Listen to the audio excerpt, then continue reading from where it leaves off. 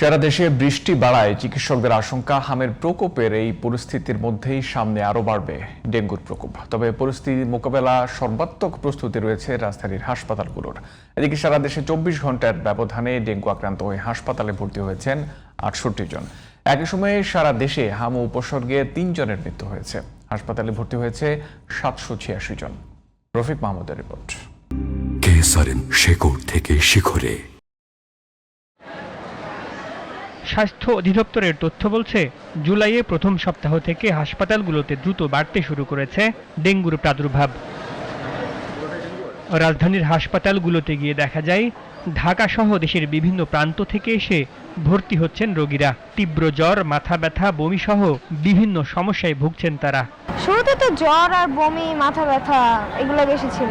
শরীর দুর্বল অনেক, আর হইতেছে শ্বাস নিতে একটু সমস্যা হইতেছে, প্রেশার কমতেছে।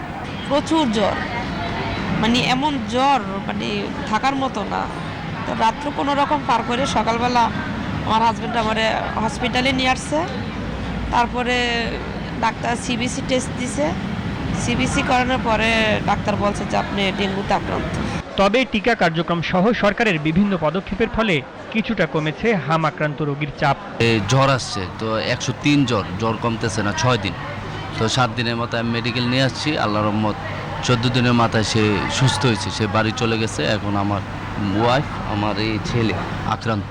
হাম এবং ডেঙ্গু প্রতিরোধে সচেতনতার কোনো বিকল্প নেই বলে জানিয়েছেন মুগদা মেডিকেল কলেজ হাসপাতালের উপপরিচালক ডাক্তার নুরুল ইসলাম। শিশু হোক বড় হোক, যেই জ্বরে আক্রান্ত হবে, আমাদের পরামর্শ হচ্ছে জ্বরে আক্রান্ত হওয়ার সাথে সাথে চিকিৎসকের শরণাপন্ন হয়।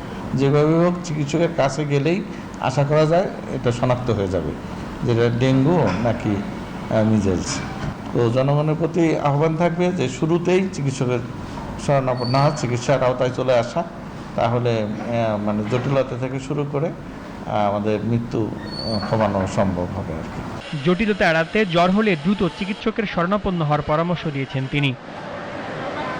Rafiq Mahmud, GTV news, Dhaka.